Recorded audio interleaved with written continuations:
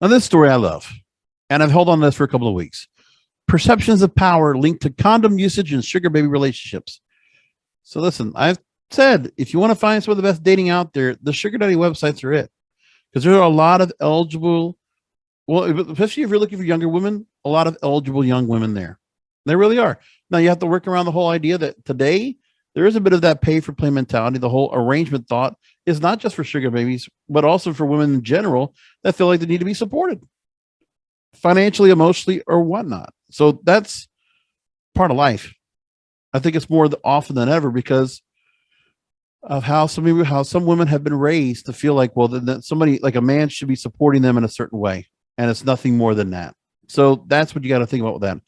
Anyway, into the story from SciPost or Psychology Post. This story was fascinating. I got to talk about it. So now they explain what sugar dating is, a mix between romantic relationships and sex work. While these arrangements can take different forms, there's usually a sexually non-exclusive relationship. That's not true. Come on, you psychologists. Don't say that. It's not the case. There absolutely is some goings on of sex with a sugar daddy and sugar baby. I believe that for true. I don't believe it's the other way around. So the man supports the woman financially in exchange for companionship and or physical intimacy. And potential risks of people sexually involved with multiple partners has been well studied in other populations, but there's been a lack of research on sexual risk behaviors involved in sugar dating. Well, study author Kimberly M. Kirkby and her colleagues used multiple online methods to collect participants. They got 329 women in their sample, including 77 sugar dating women and 252 non-sugar dating women. 252 women involved in sugar dating were asked the rate of sexual contact with a sugar daddy, perception of power in the relationship, consistency of condom usage with their sugar daddy, and STI history, so sexually transmitted diseases. Women who were not involved in sugar dating were asked similar questions about their sexual partners, excluding frequency of sexual content and perceived power in relationships. Descriptive results show that the majority of sugar babies, 72%, reported being involved with one or two sugar daddies at the same time the data was collected. The most common frequency of sexual contact between sugar babies and their sugar daddies was 2 to 4 times a month. Because usually the guys might fly her in or just have the time when he's going to call her in. And there's some kind of an allowance or arrangement done with that. Similar to women in classic relationships, many sugar babies perceived themselves as having more power than their male counterpart, 43.3%.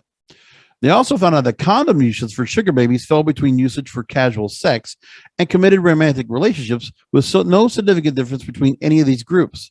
But the researchers found differences in condom consistency between sugar babies who felt they had more power and sugar babies who felt their sugar daddy had more power. And condom usage became more relevant when talking about STI rates.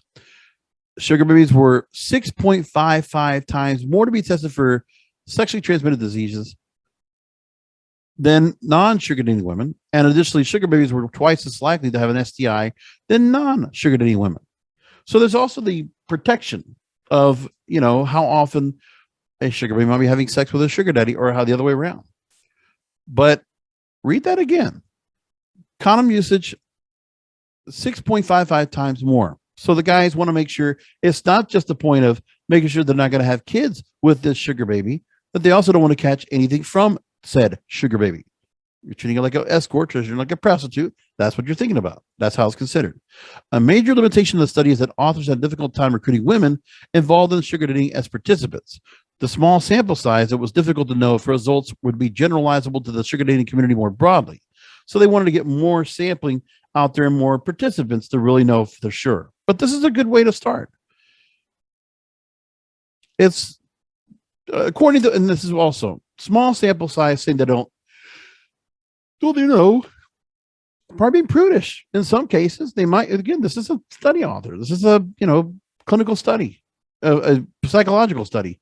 So they might not be telling, the complete truth of what they're saying. They're not being paid for it, which is the other thing that they mentioned in the study. What if these women were paid? They probably would give honest answers. But if this is just some random study being asked for, they're probably not going to give the complete true answers. And again, the sample study, too small to really determine. But keep in mind, condom uses might be going up. and perception of power is consistency of condom usage with sugar daddy and STI history. They had to rate the frequency of sexual content, and that's pretty interesting. Now, remember, they said that it fell for sugar babies between usage for casual sex and committed romantic relationships, with no significant difference between any of these groups.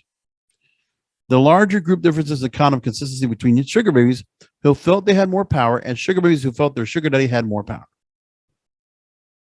So when the sugar babies had more power, more chance the sugar daddy was going to use a condom. That's interesting. I'm going to leave it there, and I'll talk to you next time.